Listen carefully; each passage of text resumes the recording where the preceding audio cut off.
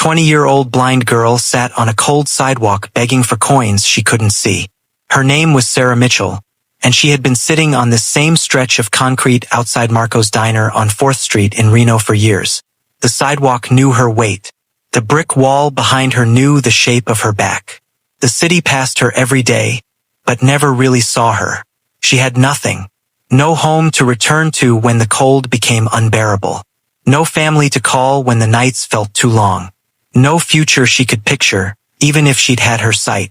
But she had her ears. And for someone who had lived blind since birth, her ears were sharper than most people's eyes. Sound was how she survived. Sound told her who was coming, who was dangerous, who was safe. Sound told her when to stay still and when to move. That morning, sound told her something was very wrong. Sarah had been on her corner since just after 6. The air was bitter, the kind of cold that slipped through holes in worn sweaters and settled into your chest. Her cardboard sign rested against her knees. She couldn't see the words anymore, but she remembered them by heart. Blind. Anything helps. God bless. A plastic cup sat near her foot. When coins dropped in, she listened. Quarters had weight. Pennies barely made a sound. People liked to pretend pennies still helped. Most didn't stop. They never did. Around 7:30, a car pulled up closer to the curb than usual. Too close. Sarah noticed immediately. 3 doors opened. 3 sets of footsteps stepped onto the sidewalk. Men. They didn't walk past her. They stopped nearby. Sarah lowered her head, the way she always did. On the streets, attention was dangerous. Being noticed got you hurt. Being invisible kept you alive. First, they didn't speak. She could hear them shifting, sitting down, the faint crackle of a lighter. Cigarette smoke drifted toward her. Then one of them said, quietly, 11 o'clock. Sarah's fingers tightened around her cup. Another voice answered, light holds long enough. Her breathing slowed, controlled. She had learned to stay calm when fear hit. Panic made sound. Panic got noticed. They talked in fragments, never raising their voices. But they didn't need to. Sarah's entire world was built on listening. Hell's Angels roll through every Tuesday. Her stomach turned. She knew that sound. Everyone on 4th Street did. The low, synchronized rumble of Harley engines that made the pavement vibrate before you even saw them. 12 bikes. Same time. Same route.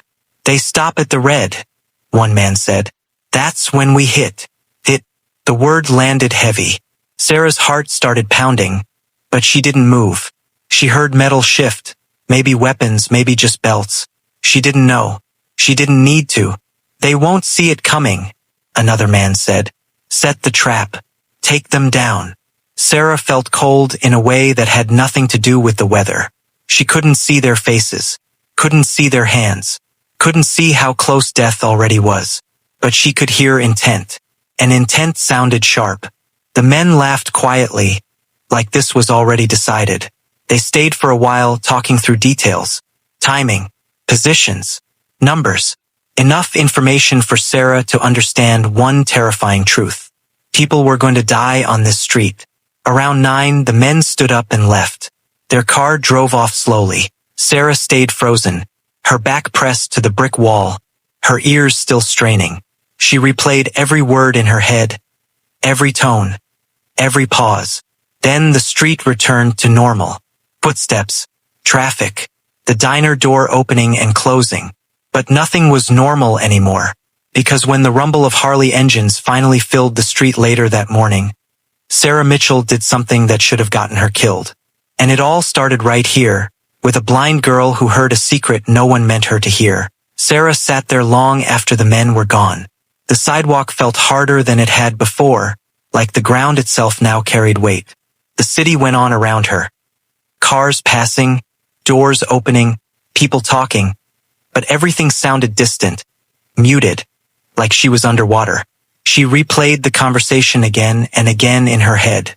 11 o'clock, red light, Hell's Angels, set the trap, take them down.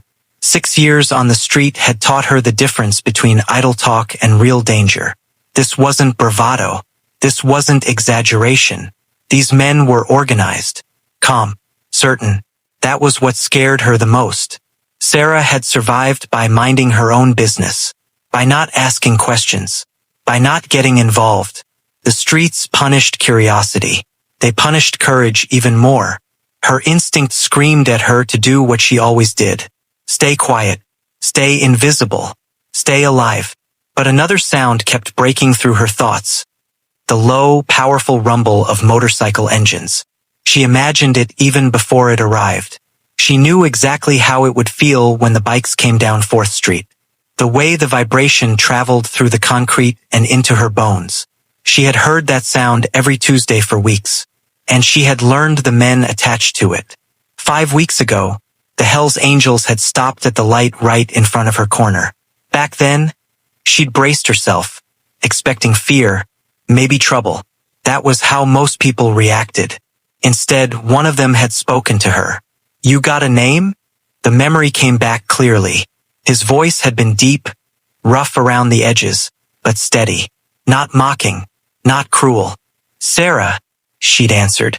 "You eat today, Sarah?" No one ever asked her that. She remembered the sound of him crouching down, the leather of his vest creaking as he lowered himself to her level.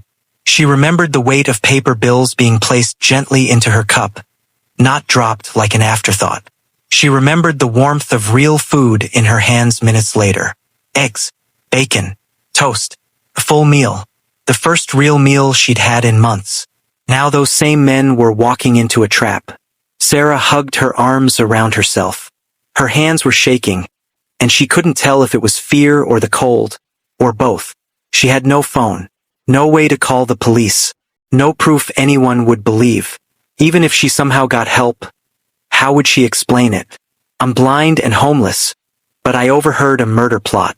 People barely listened to her when she said thank you. Why would they listen now? At 9:30, a few regular pedestrians passed by. Office workers, a woman talking on her phone, a man with headphones on. Sarah opened her mouth twice, then closed it. What would she even say? At 10 o'clock, Marco opened the diner. She recognized the squeak of the door and the flat chime of the bell. She considered going inside. Marco wasn't kind, but he wasn't violent either. He tolerated her because she didn't cause trouble. But the thought of stepping inside made her stomach knot. Marco didn't trust her. He barely acknowledged her existence. If she told him something this serious, he'd think she was lying. Or worse, he'd think she was unstable and tell her to leave. Losing this corner meant losing her routine, losing safety, losing the only place she knew how to survive. She stayed where she was. The sun climbed higher. She could feel its warmth on her face now, thin but real. It reminded her that time was passing whether she was ready or not. Every sound made her jump. Car backfiring, a door slamming, a group of people laughing too loudly. Her heartbeat stayed fast, relentless. By 10:30, the weight of the decision became unbearable. If she stayed silent, 12 men would ride into an ambush they never saw coming. Guns, crossfire, public violence, blood on the street where she begged every day. If she spoke up and the men found out, she wouldn't make it to the end of the day. She knew that too. The men who planned violence didn't leave witnesses behind. Sarah pressed her lips together, forcing her breathing to slow. She thought about the nights she'd spent curled up in alleys, listening for footsteps that meant danger. She thought about how many times she'd survived by trusting her instincts. Her instincts were screaming now. At 10:45, she heard the distant sound she'd been dreading. Not close yet, but unmistakable. Motorcycles, far away, like thunder rolling in from the desert. Her chest tightened. This was it. She stood up slowly, her legs stiff from the cold and hours of sitting. For a moment, she nearly lost her balance. She steadied herself against the wall, palms flat on the brick. She could still walk away. She could leave her corner, turn down another street, disappear into the city like she always did when things felt wrong. But then she heard another sound. Laughter, children's voices, a family passing by, unaware of what was coming. Unaware that this street was about to turn into a war zone. Sarah swallowed hard. She had spent 6 years believing her life didn't matter. that she was something to be stepped around, ignored, forgotten. But maybe, just once, being invisible gave her power. No one had noticed her when those men planned their attack. No one had suspected she was listening. No one had considered that the blind girl on the motorcycle engines grew louder, closer. Sarah took a step forward, toward the street. Her hands were trembling. Her heart felt like it might tear itself out of her chest. She didn't know if she would survive what she was about to do, but she knew she couldn't live with herself if she didn't try. And when the Hells Angels finally rolled into view, Sarah Mitchell was already moving toward them. Sometimes the most dangerous secrets are heard, not seen. And sometimes the bravest heroes are the ones the world never notices.